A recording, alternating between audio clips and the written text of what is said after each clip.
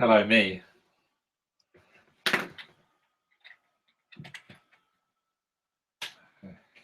I forgot where the buttons were in Google Hangouts, so I was clicking rapidly to try and figure out where everything was.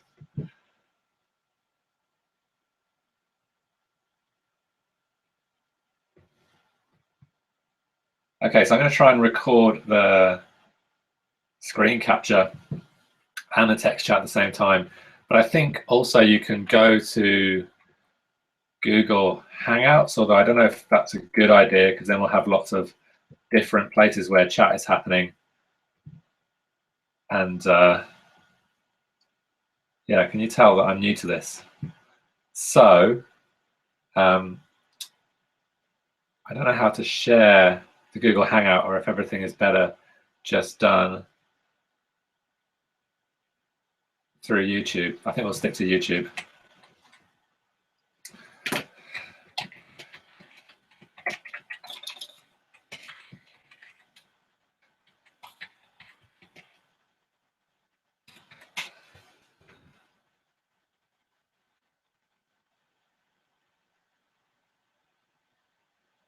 So we collected a few questions on throughout the week, and I thought we'd just try and start by running through those. There's no real prepared script for this, so I'm just going to pull them up one at a time and then work through them. So I think I just want to jump to the hashtag here.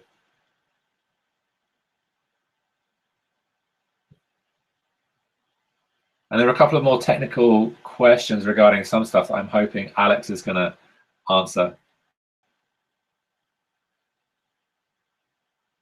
Okay, so how do we pop out the chat window? Here, there must be a button for this. Pop out chat window. Awesome. Okay, so I can put that there, that over there, and then bingo. Progress. Okay, so we have Final Cut Pro and the chat window up at the same time, which seems to work. So the first thing I thought I'd do is just jump in here, and some of these are open questions for everyone. I've already answered a couple online with some video tutorials, so there might be some better ways of doing things or some different ways of doing things that people know of. So I'll go to I'm tweeting from FCPX AMA at the moment. It's just me, and I think Alex is retweeting some stuff. And okay, so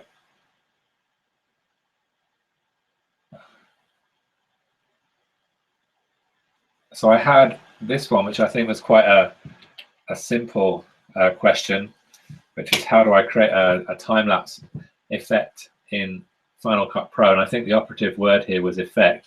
So basically, someone was wanting to create an effect of a sped up video, which is kind of pseudo time-lapse, I guess. So I don't know if I've got a video handy that will work for that one. But basically, a lot of you probably know how to do this. But let's see if we've got something here that will work for this one.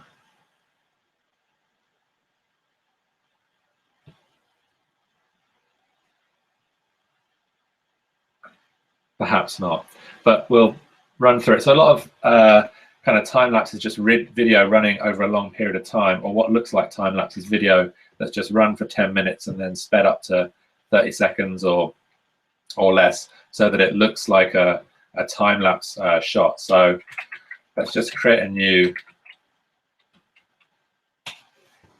demo here. So the trick is exactly what I haven't done here, which is keeping your video camera nice and still. And then let's drop the volume down here so we don't get too much of that. So to create a time lapse of this dance happening, and we'll start right from the top, or a time lapse effect. Essentially, what we're talking about here is grabbing the video and then using retime to make it run very fast. Now, if you've got your camera nice and static, then it's going to look like a time lapse of that video happening. So I don't know if anyone's got a better thought on that one. But if you want to do real time lapse, you need a DSLR ideally with a timer on it that you can actually create a time lapse on. So, and feel free in the chat to jump in with any other questions that you might have. That was one of the first ones that I got. Oh yeah, this is a common one. I'm not sure if I answered this one last week, which was a question on one of my YouTube videos about what happens if I delete the transcoded media from Final Cut Pro. Now, a lot of the time I'm deleting transcoded media from the actual bundle that Final Cut Pro creates. So let's just paste this in here. Sorry, I'm flipping between windows a little too much here. So this was the next question. Oh, I forgot to copy it.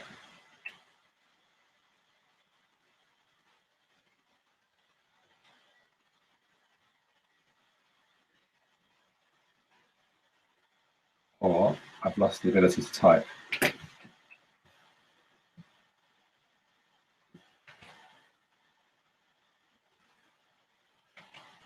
There we go. So if you delete transcoded media from Final Cut Pro X library, then basically it will just remake it. That's the simple answer. So you can delete transcoded media and proxy media, which is one of the types of transcoded media. And if Final Cut needs to, as long as it has the original files, it can remake those files. So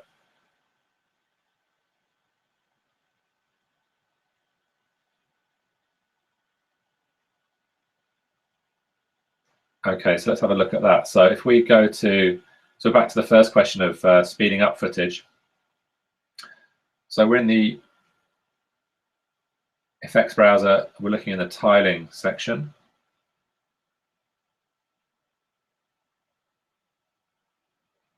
And the visual echo. So this probably won't play back super fast on YouTube, but let's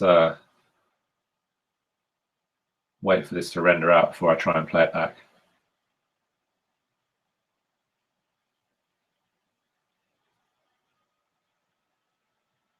Okay, yeah, so it's adding an onion skin with the visual echo, and we've got some controls for the amount and the duration of the echo that's happening behind it too. So we have a little bit rendered here.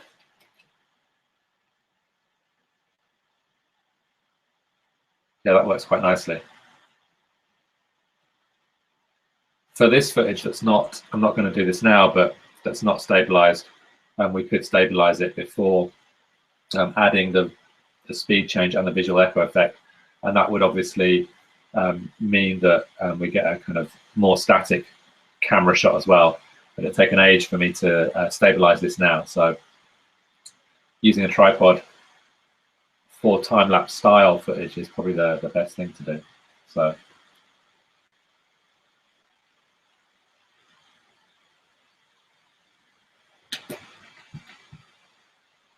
how many people are in the chat was what I was wondering right now.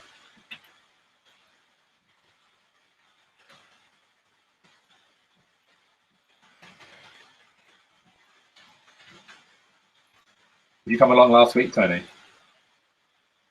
Well, I think it was a couple of weeks ago now.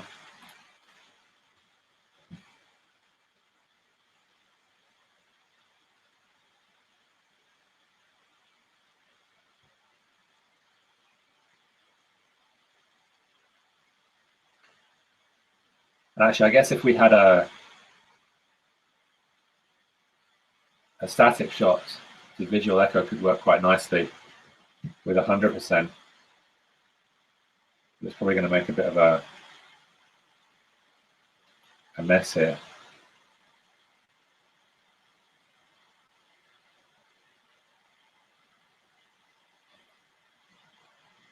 Oh, that's still pretty good.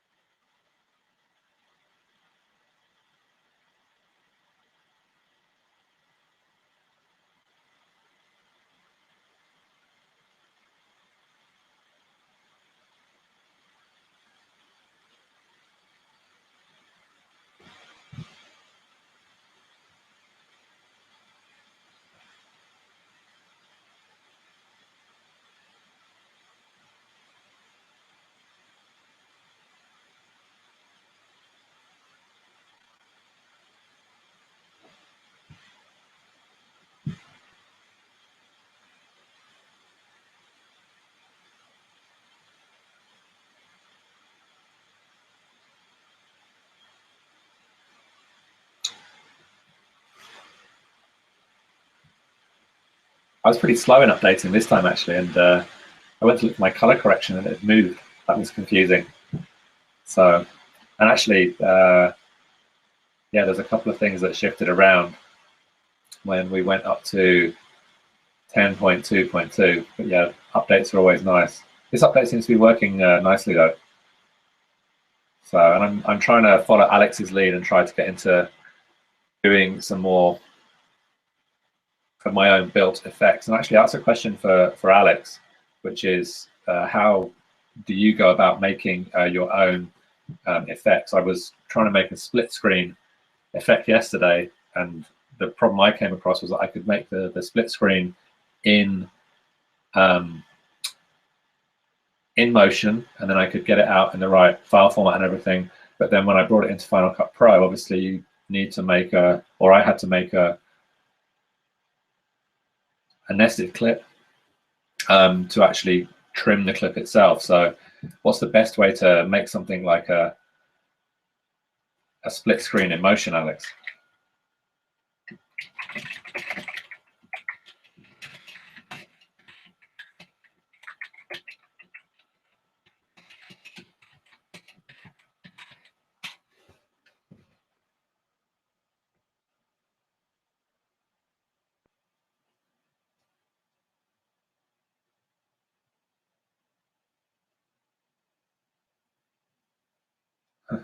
Hi Rob, how's it going?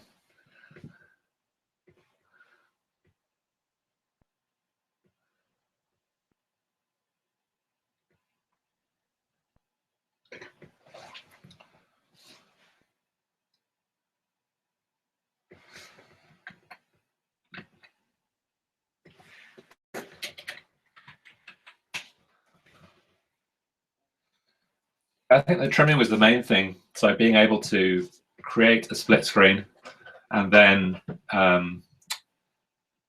it was relatively straightforward to figure out how to crop it in Motion. I've done a lot of that before, directly in Motion, but then how you can create the ability to trim your clips in Final Cut Pro.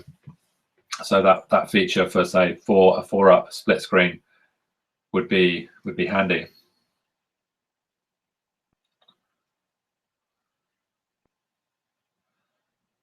Okay, they worked differently before.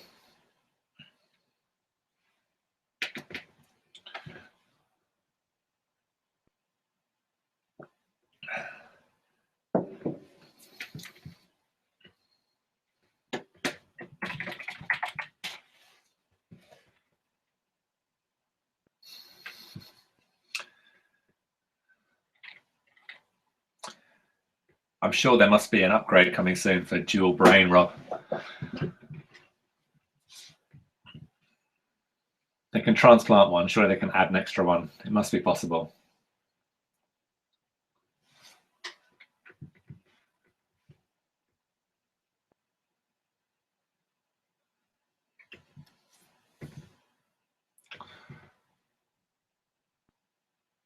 Okay, so select the generator here, first of all, in Motion. So we're looking at how we can create a split screen in Final Cut Pro, which is something I was trying to do as I'm just learning this. So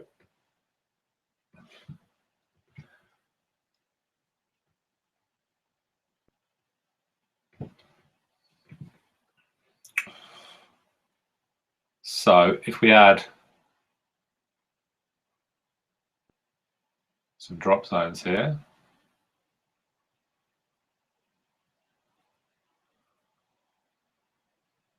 so I've added 4 drop zones in Motion, and then if we come across the inspector properties, we can crop those. So one from the right, okay, one from the left, and I'll do these 2 from the bottom as well, or from the top rather. Click the wrong button. Okay, and then the next 2 I can just do from the left and right.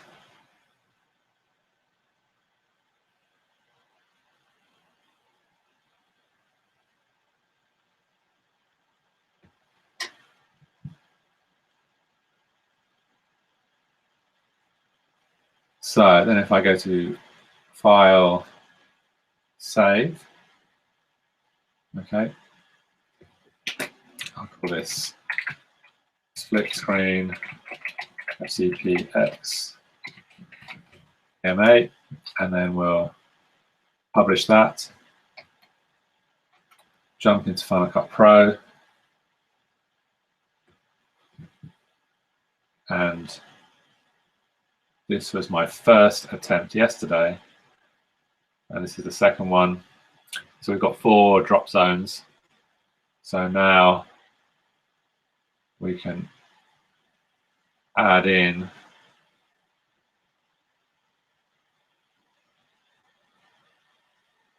for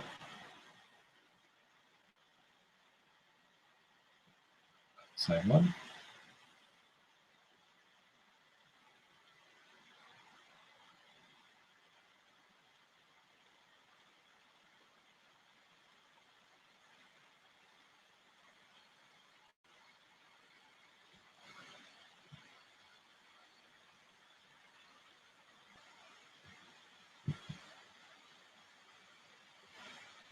Oh, I need to adjust my layers. So now will it update live if I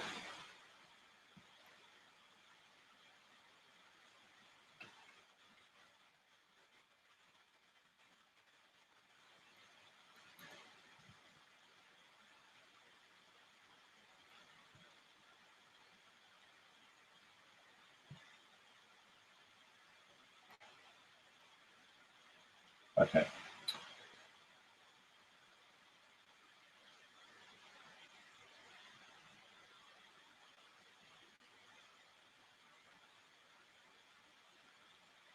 So I just got the order of my layers slightly wrong there when I did the setup.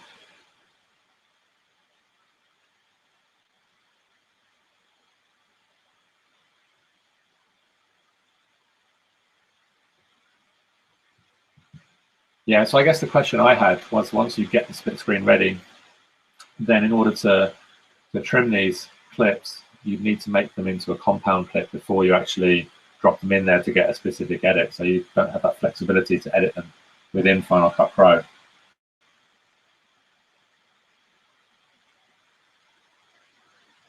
And these are my rough and ready 4 drop zones.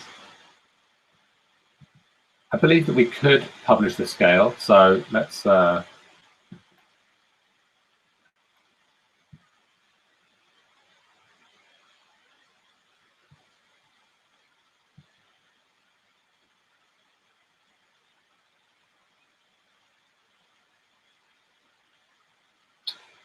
yeah, it would be nice to go in and be able to trim them. And it's also nice in Final Cut Pro, if you do the split screens in there, that you can kind of control the edit here. And I just have in the past just used copy and paste attributes to get 4 split screens working. So to do something like this and then keep control over the trimming, instead of actually making a split screen in motion, I would make my split screen here.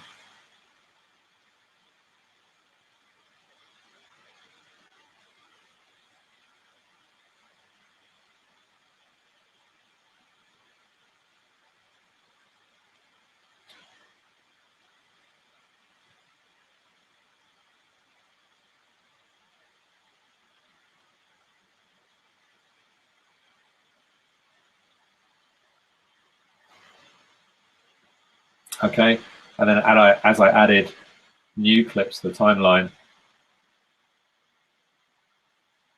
I would use the copy and then paste attributes for the crop to paste that crop to the next clip.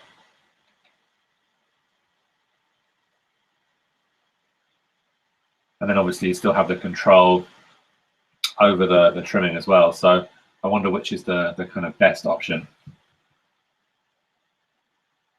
The paste attributes is nice, yeah. That's okay.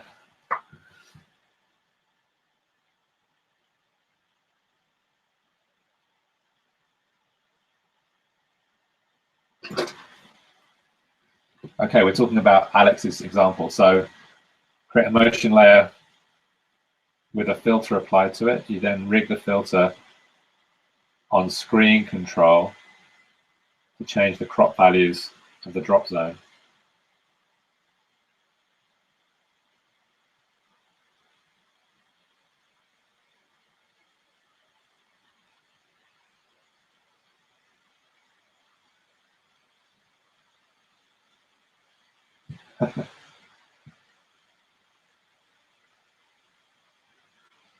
We've moved from Final Cut Pro to Motion, so we're creating another generator, I guess.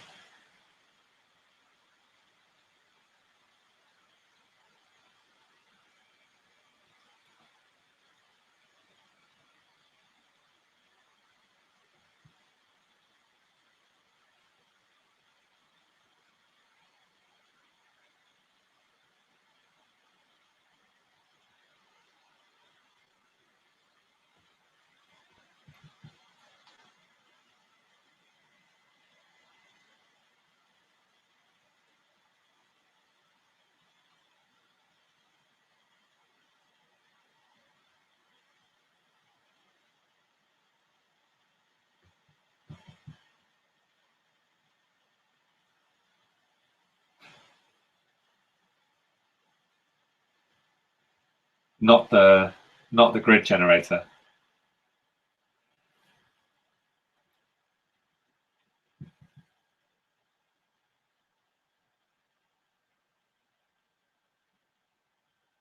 I think we should be sharing your screen, Alex. I don't know if we can flip between one and the other.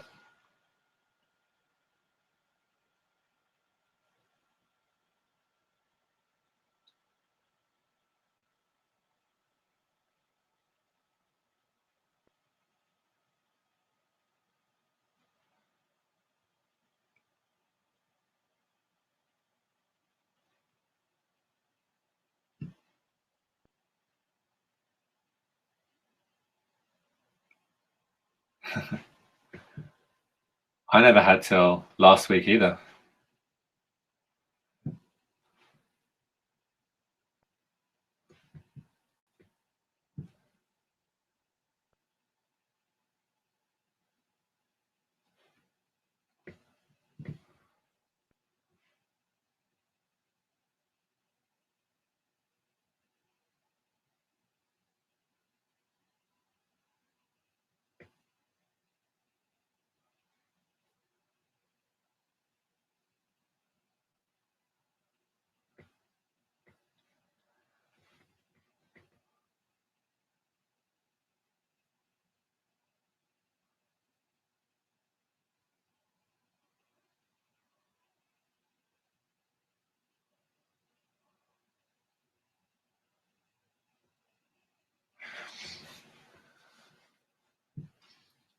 No, I'm not using Telestream. I'm just using Google Hangouts, and you go into YouTube, create a new live stream, and then you can just use Google Hangouts to broadcast that. So it's pretty straightforward to edit. That's why I've got this window up in another window. So from YouTube to my Google Hangout, and then I could broadcast straight from here to YouTube, sharing my screen, and then it's also recording it as well, so people can watch it back. So I didn't use Telestream or anything like that.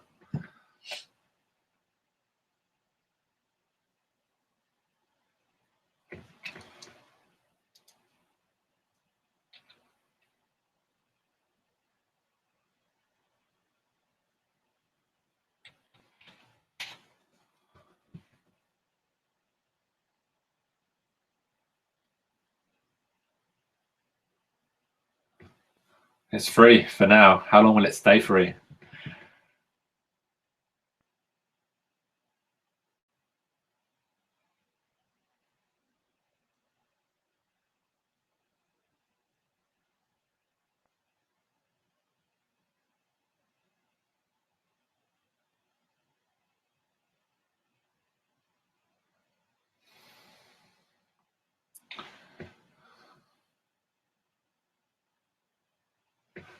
Okay, so go to the first drop zone. I've changed the crop. I think this is my slider if I've set it up right for that crop. Go ahead, Tony. Once we stop fiddling around with these, then we'll definitely answer the question.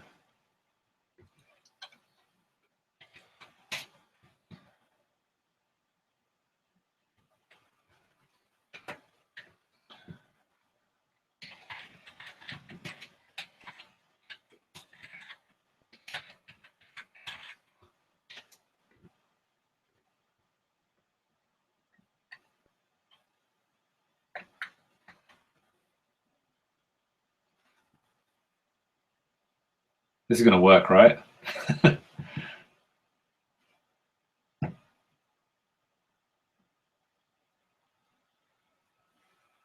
Maybe not.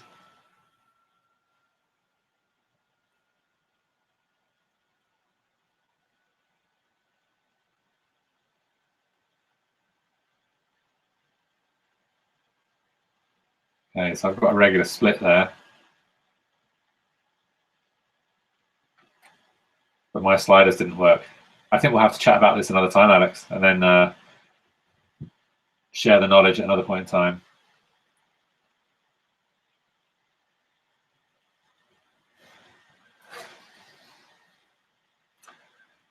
There's a question about custom effects and generators. It's definitely a question for Alex.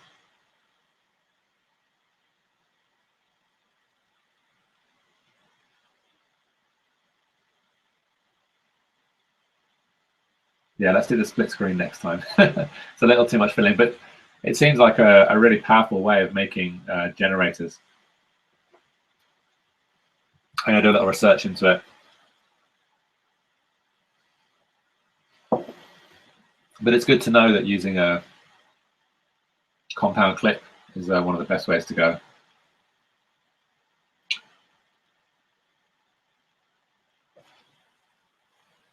I believe your library should be easy to drop from one machine to another.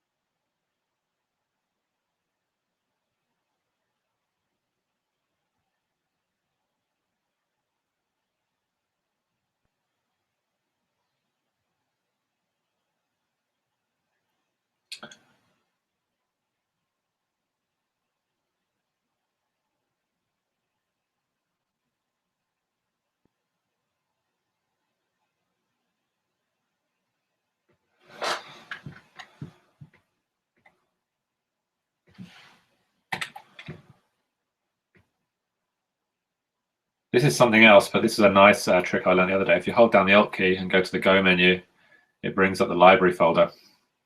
But if we're going to the Final Cut Pro folder here,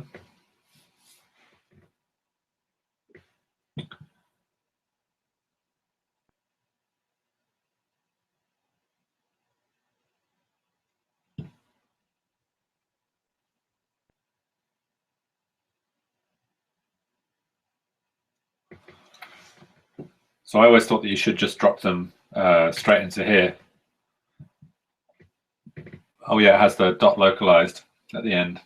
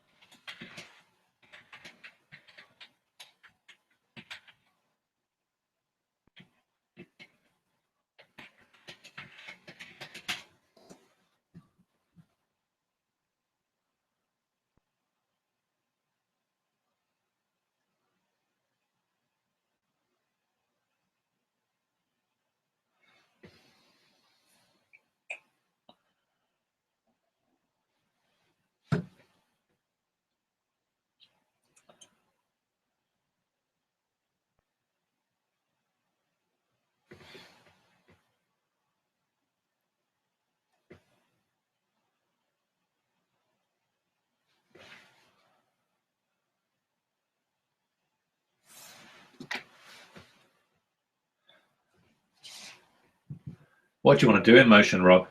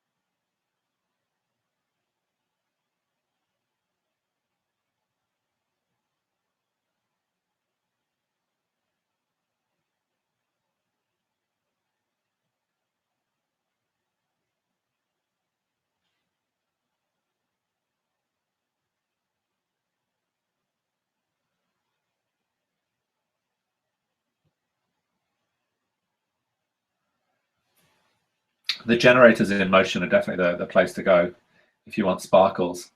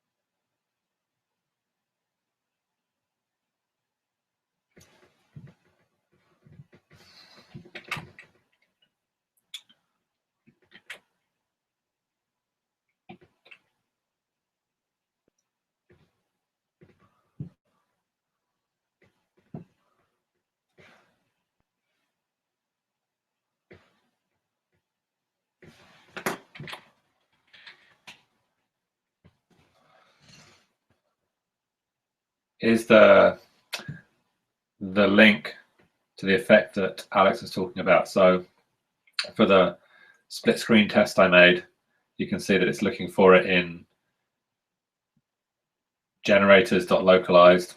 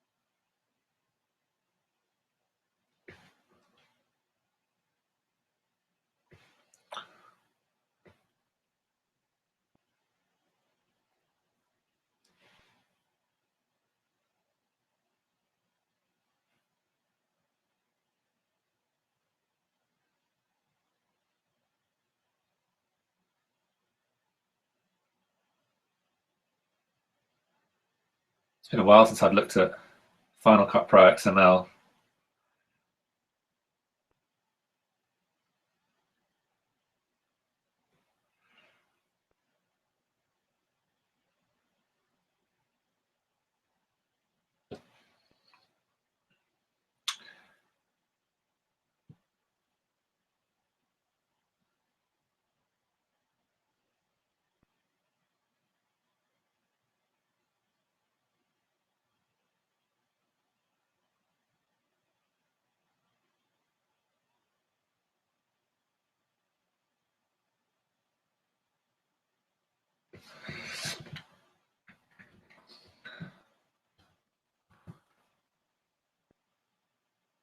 Motion is a really nice application to work with.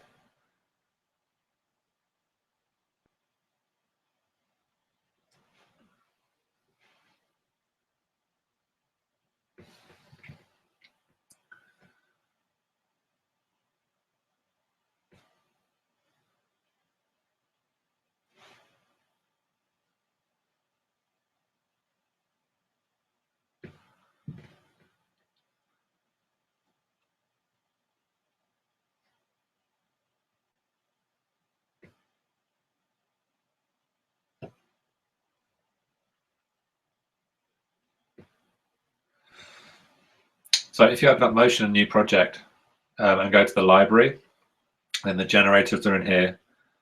And so basically you've got different kind of generators for different things.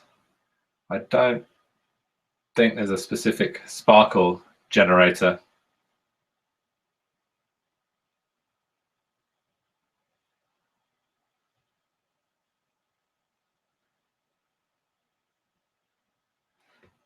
But the nice thing about these, if we jump back to the inspector, is that everything is keyframeable, so we can adjust the width and also the color of the gradient. So as a simple example, if you wanted to take a gradient and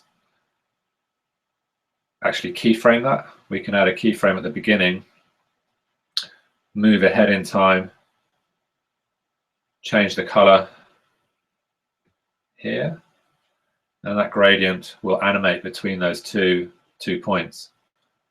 Okay, so that's a real simple example. We can also move the center point of the gradient as well.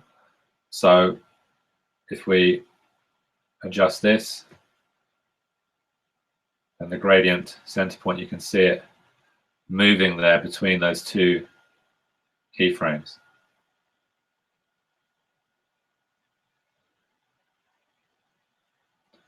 And obviously we've got all the regular options for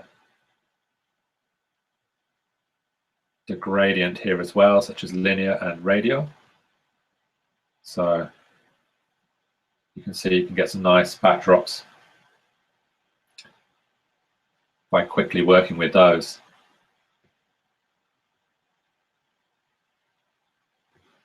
So if I save that, it's going to save it to my Final Cut Pro generators.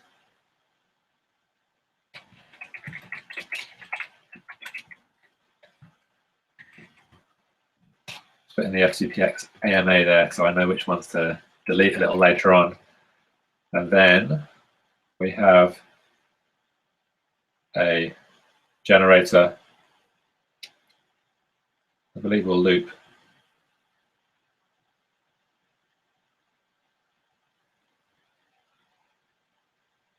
That's beautiful.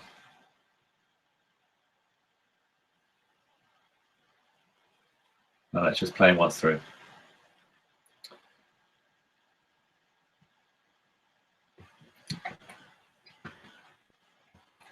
So yeah, in Motion, yeah, the place you would find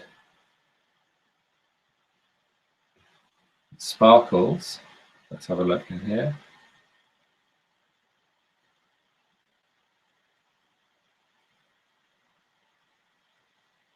There we go. Is this kind of the thing you were looking for, Rob? So we can grab the sparkles there. I'll just delete my gradient and drop this on. and then in Inspector,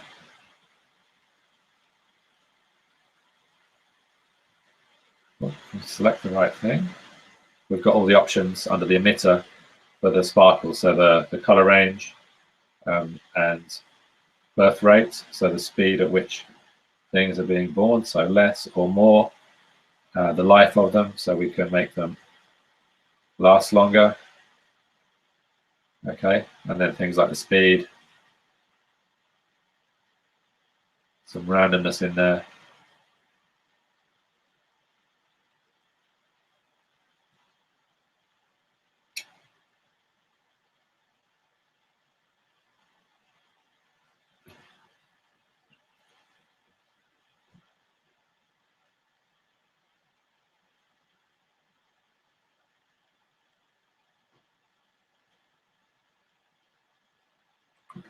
And I just swap this out.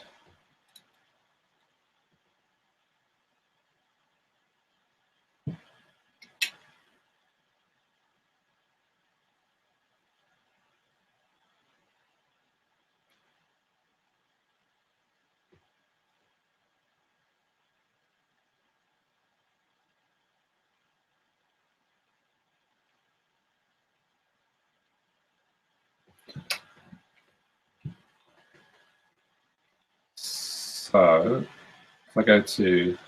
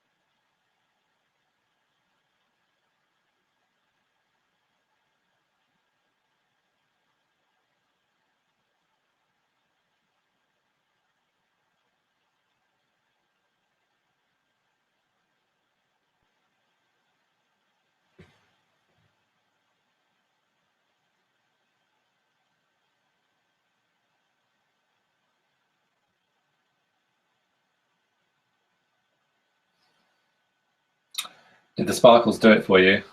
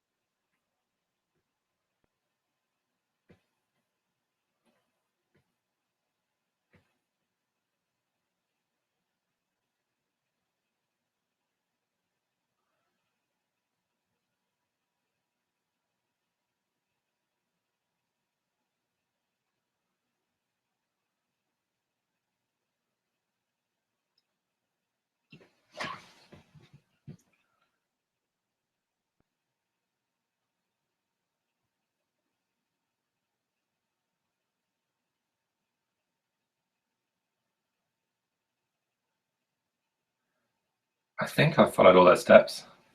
I'm on number 8.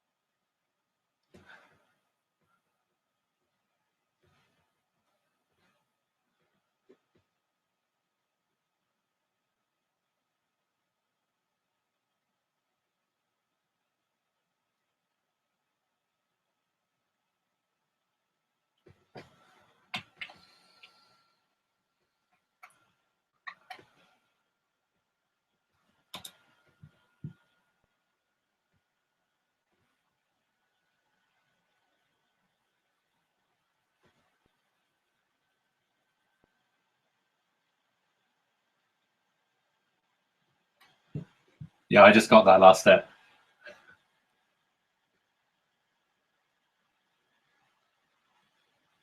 So it's changing the center of the particle generator.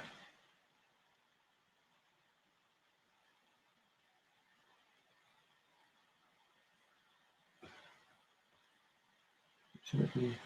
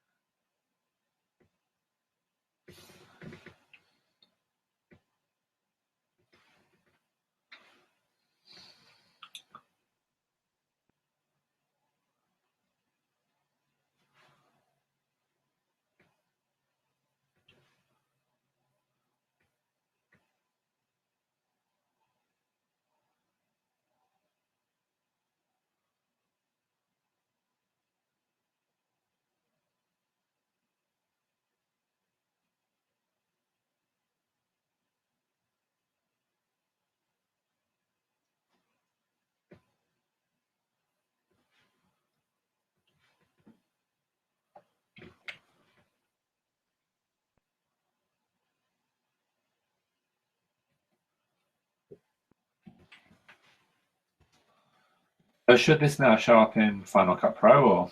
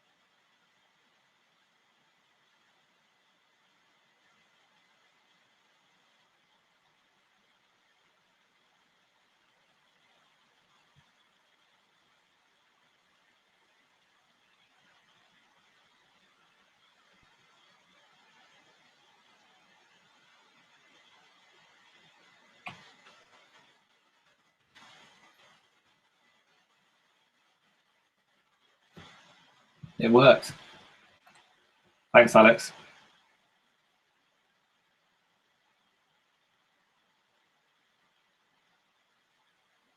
It's all worked. But now I've managed to publish that parameter. So we can now change that.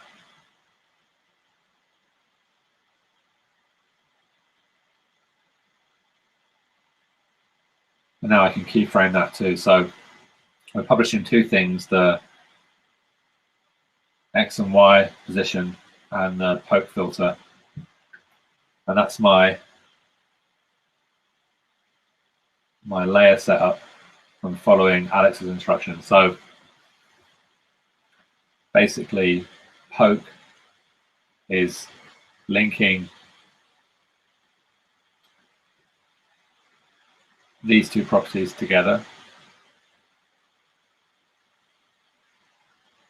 from the grid, which is transparent. And then poke, I'm guessing, is the function that shows up here the published parameters. That's what I'm publishing. OSC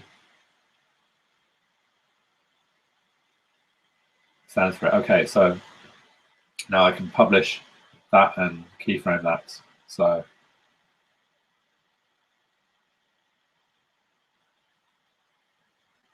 and I haven't done the Y parameter here, so it's not affecting anything. So I need to add another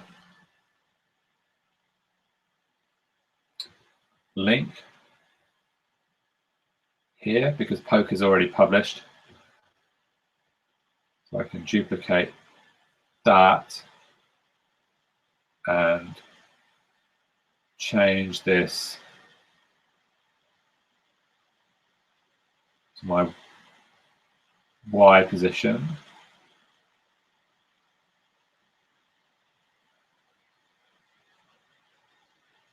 And this to my Y position. Now if I save that, did anyone else follow along with Alex? Or so now my Y is still not working. I need to publish it.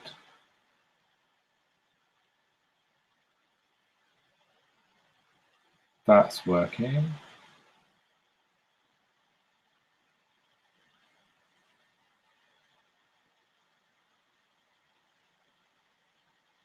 Those are published.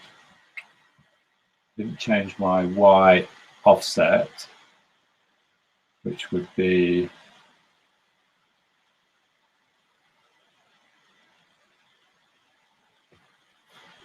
here.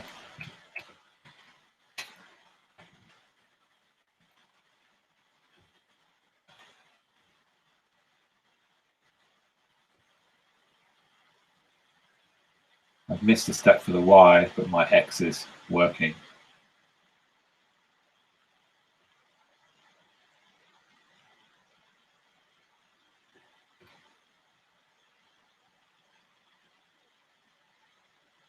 Oh, I've made a mistake. So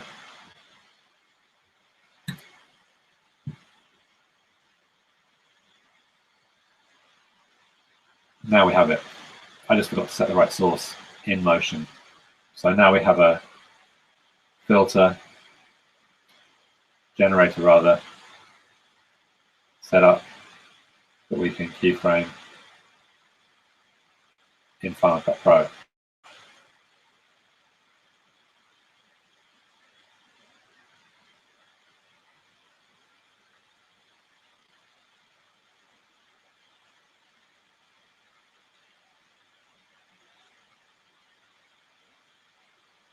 So we're just moving the sparkles,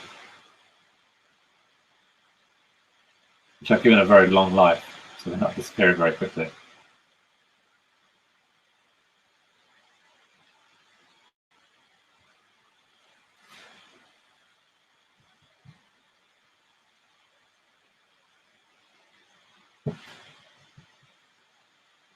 Very cool.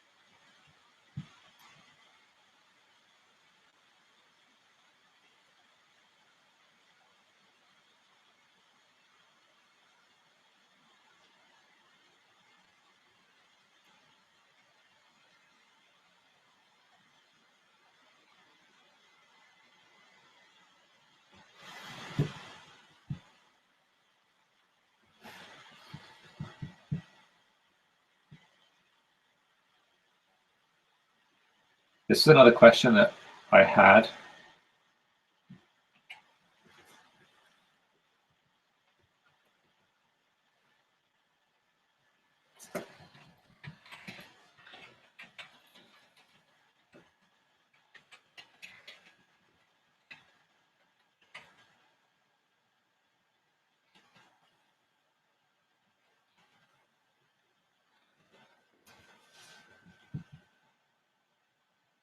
Oh, that's a good one. I had a similar question this week about size, speed, memory, and they were wondering, and I posted this one on the AMA,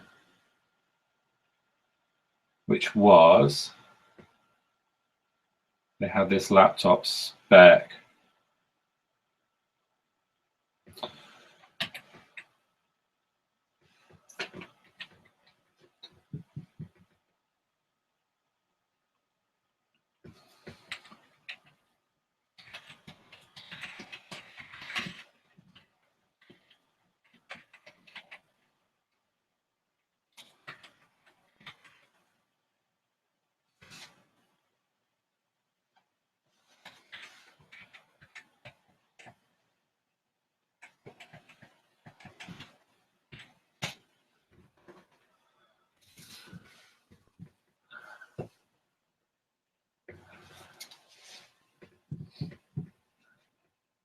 I think if you're working on a laptop, then upgrading to a solid state drive and the RAM has worked for me, even on a 13-inch laptop. So I have a Intel Core i7, and I pushed the RAM up to 16 gig, and then also installed a solid state drive as well, and that seems to have done the trick for me, except right now when I'm getting this.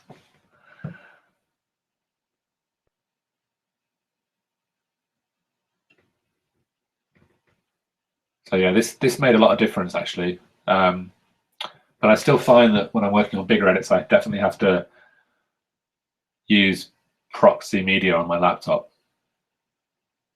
So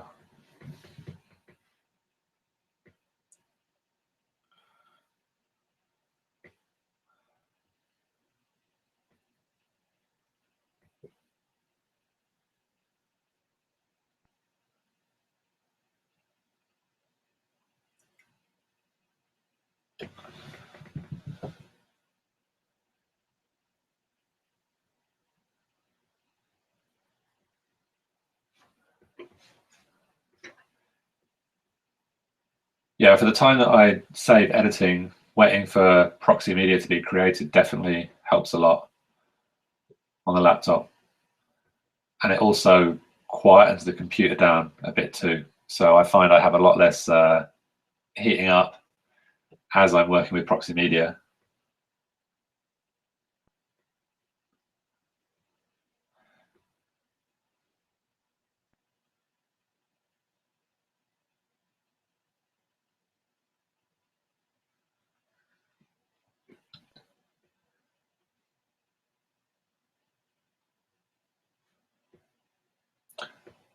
I found that the RAM was helpful because I was flipping between other applications like Photoshop to Final Cut Pro as I was working. So the RAM helped a lot for me in being able to have all those applications open.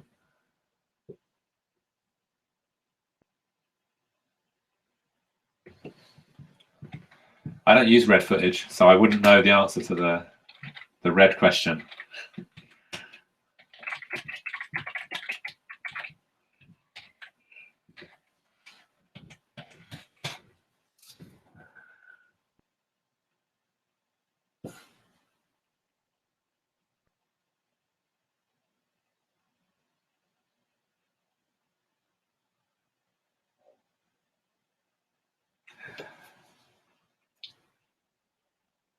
I can imagine that the laptop would overheat when transcoding any footage that's shot at a higher bit rate, simply because it's doing more work.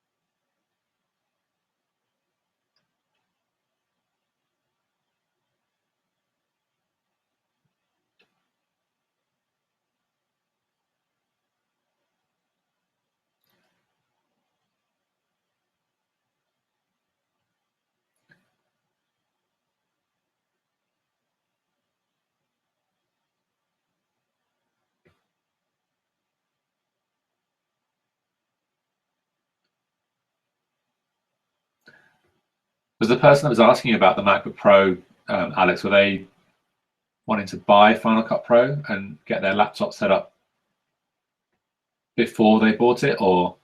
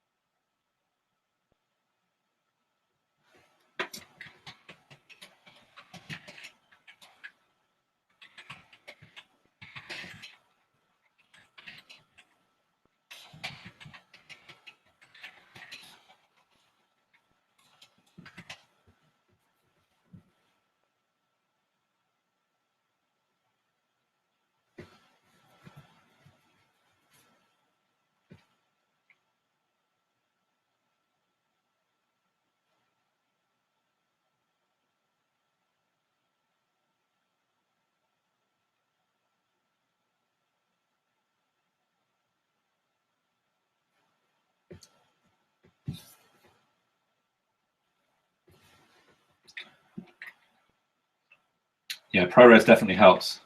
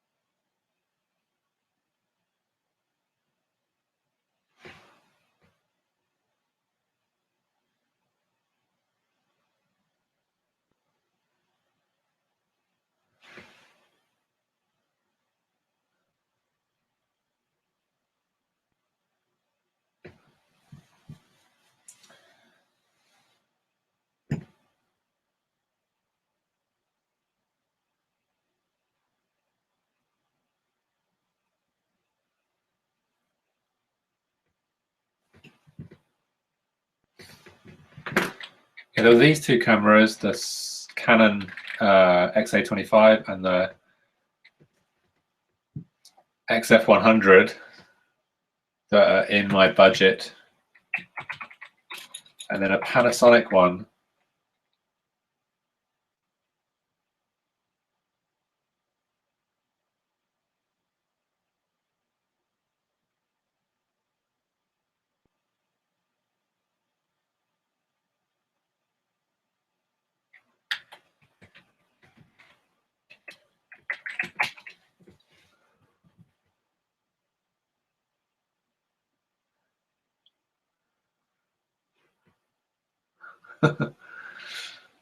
The FS7 is well out of my freelancer's budget, but that would be nice.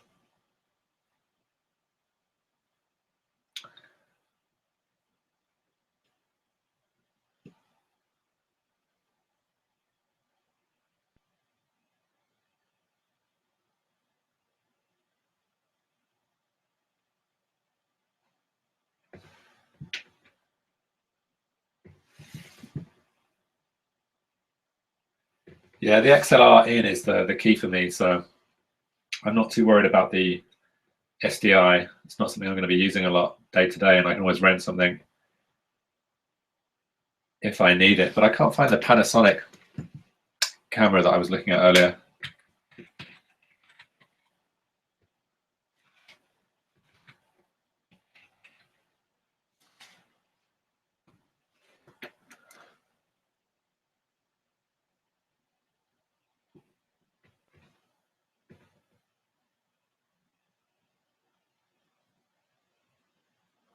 Oh yeah, here it is.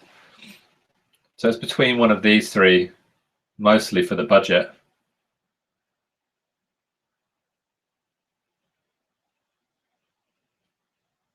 And I like the Panasonic because it seemed to have better ring controls at the front than the Canons, but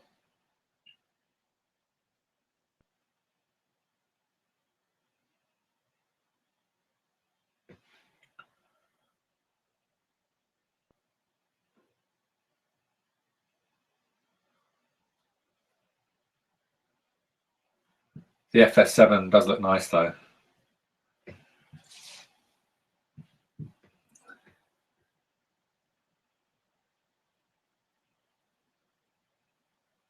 Has anyone used the XF100 or the XA25 or this Panasonic AG?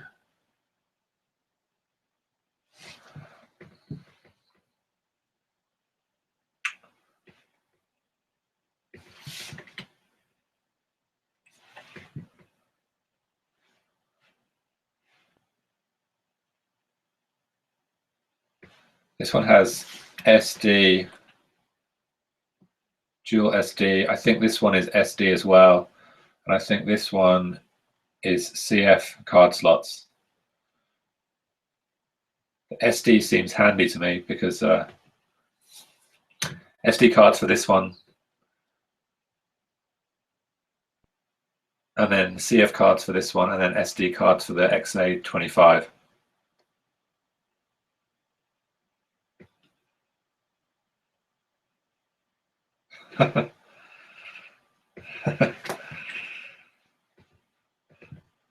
So Alex has no opinions on cameras.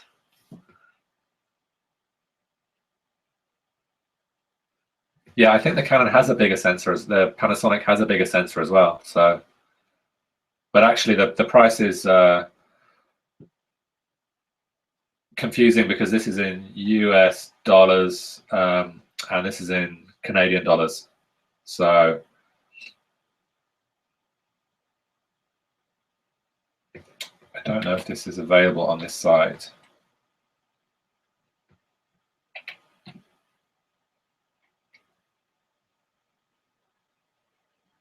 No. It's a little cheaper still.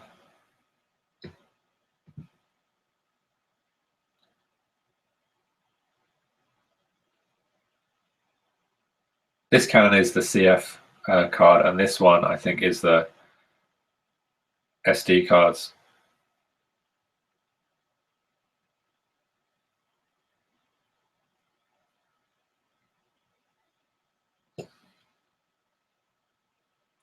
Go Panasonic. It does look like a nice camera.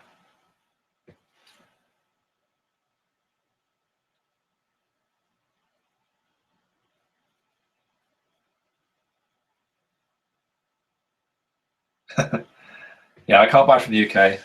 They won't ship to the prairies. I think it'd be really expensive for me.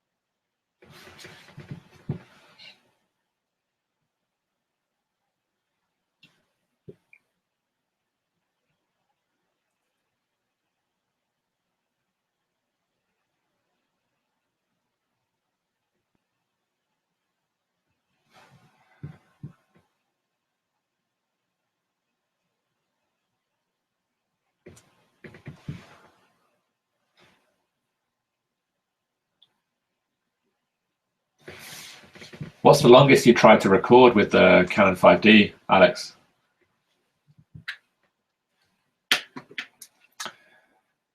I think I might just play music next time, and we can just do the chat in the window.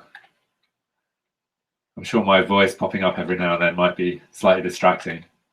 Or you've muted me already, which is fine.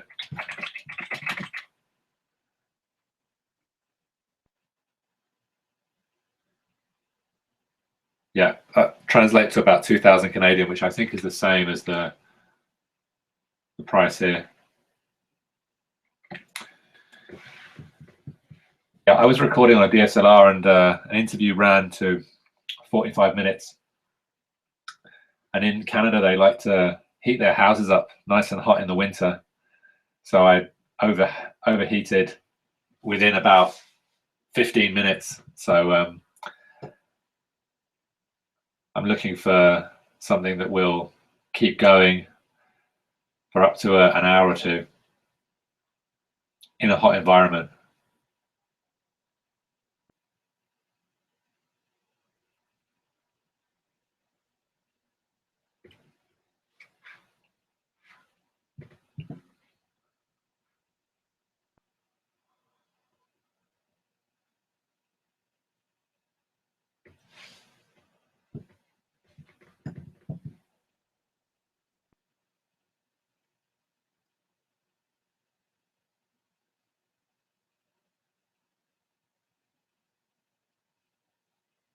Do you mean live focus or the initial focus, Alex?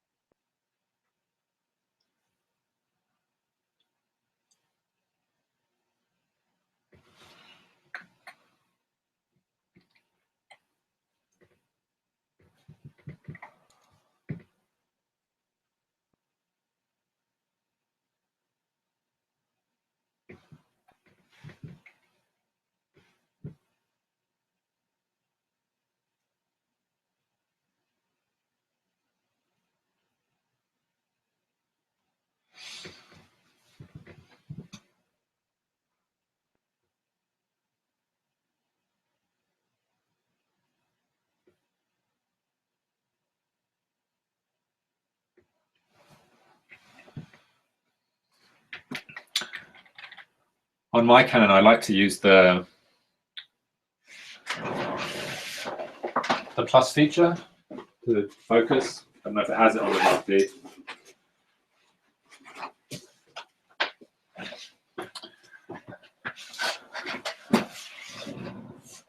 The zoom works nicely on the monitor to do the initial focus.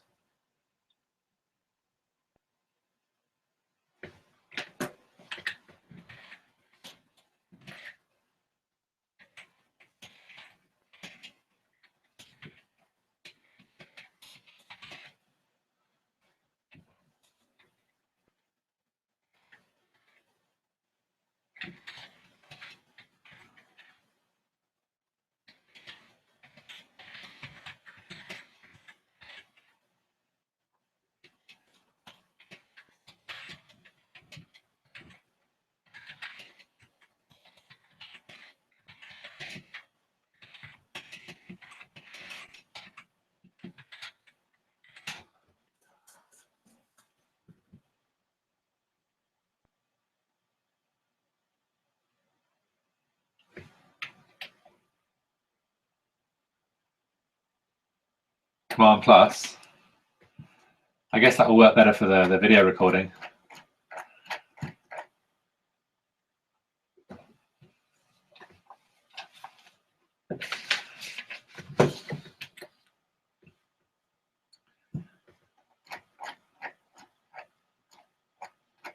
Is that better?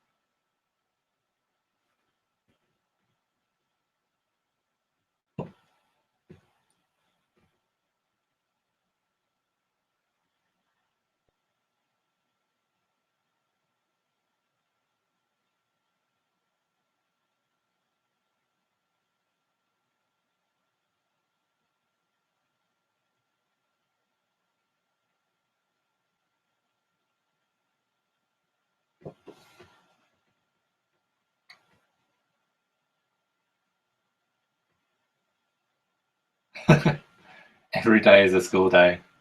I couldn't agree more. And this is a casual work in progress with our massive 7 viewers.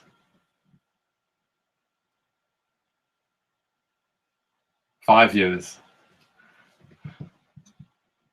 I'm leaving these online later, so I'm sure that people that come and watch back at another point in time are going to wonder what is going on.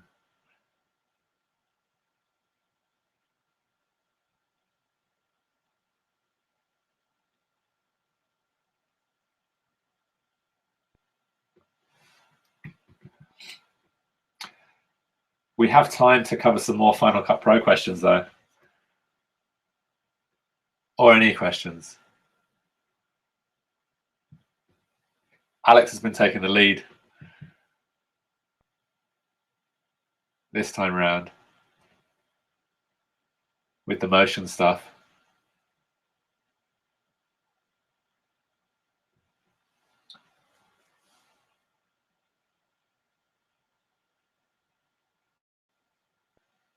$1,000 on the replay. Is that right?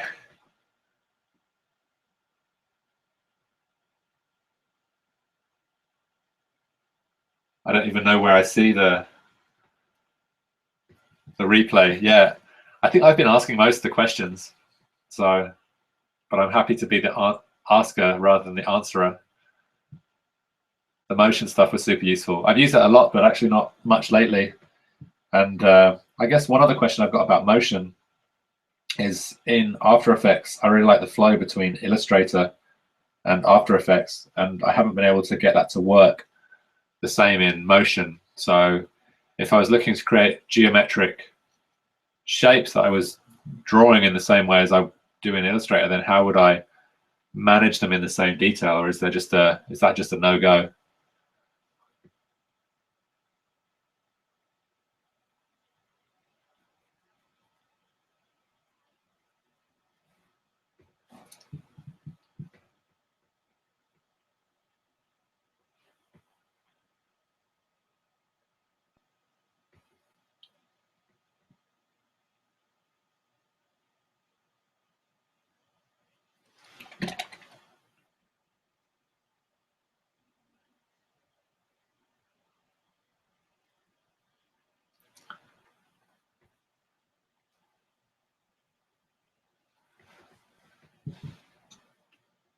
No, Illustrator to After Effects works really nice, but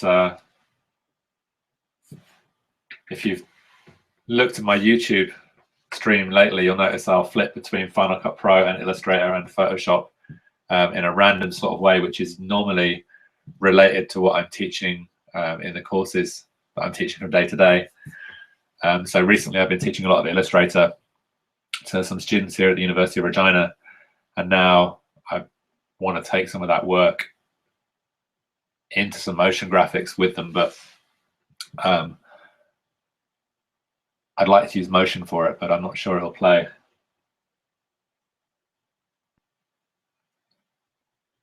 Yeah, I think After Effects is the way to go if you want to work with Illustrator layers.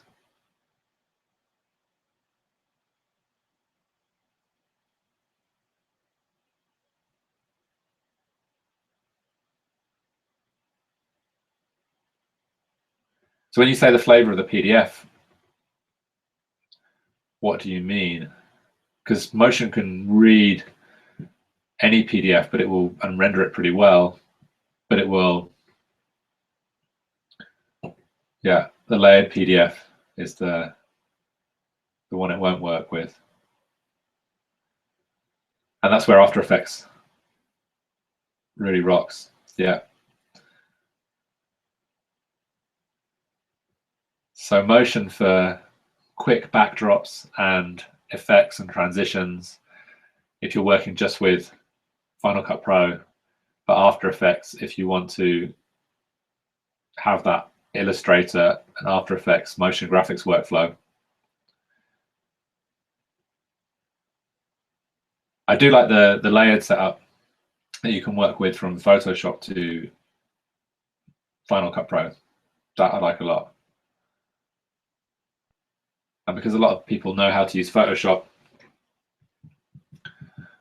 it's a quick way to produce titles. I was also pretty impressed with the idea of creating lower thirds using InDesign as well, just because InDesign deals with text really well, and exporting out a transparent PNG from InDesign is easy. It means you can set up a quick document in InDesign, do all your lower thirds, use all the powerful editing tools in InDesign, and then bring it in as a PNG, but keep the links back to that PNG as you re-export it from InDesign. That works really well.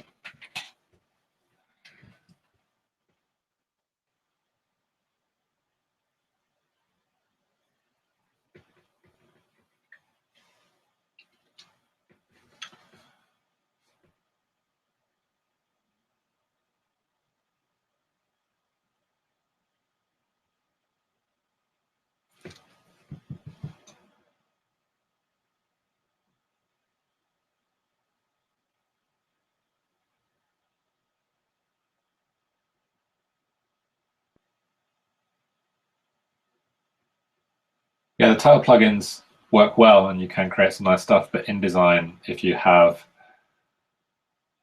hundreds of stuff or hundreds of titles or lower thirds, then it definitely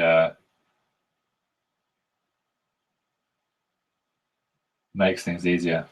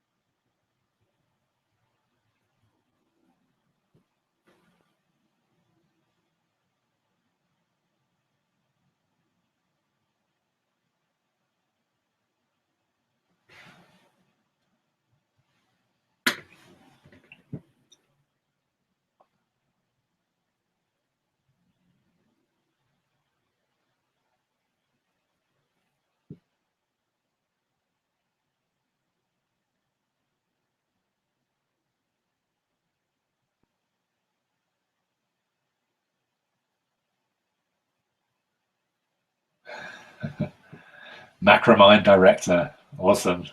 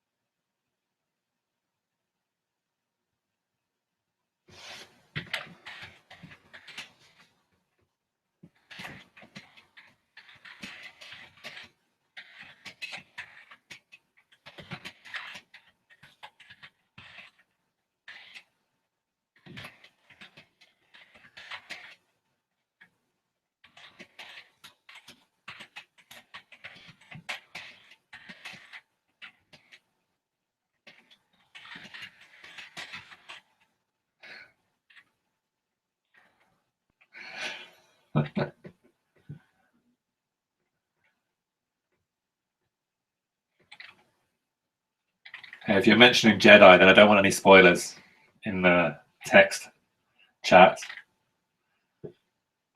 I don't want to know whose sister is whose brother or whatever it's going to be.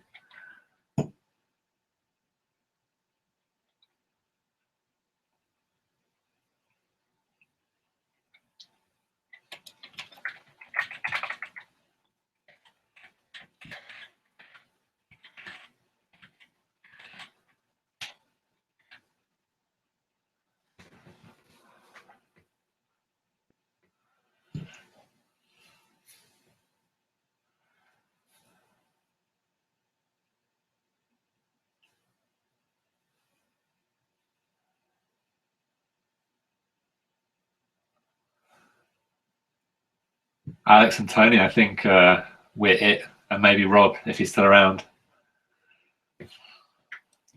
I'm guessing it's pretty much time to finish up.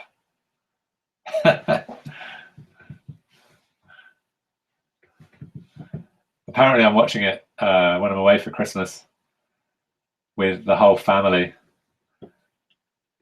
So I'm going to have to wait to watch it. I might wait till it comes out on Netflix, which will be never probably because it's a Disney thing.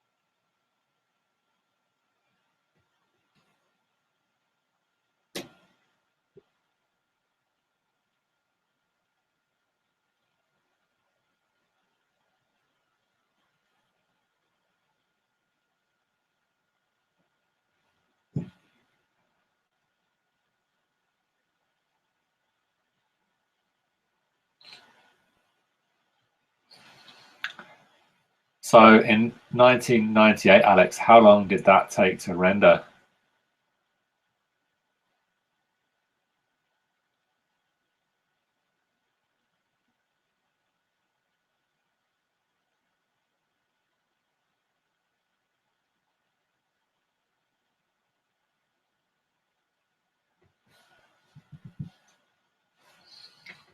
Bye, Tony.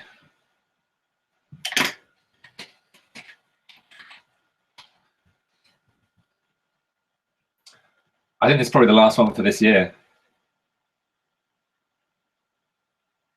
Yeah, back in 2016. And the follow-up is by Robbie Prada. Let's not watch that right now. Well, that looks good.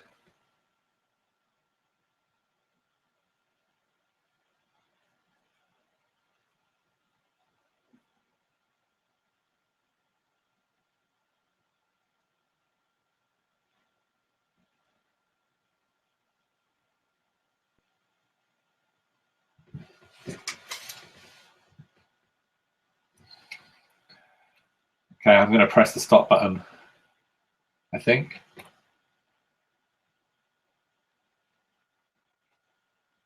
I can find it in my window. Oh, here we go.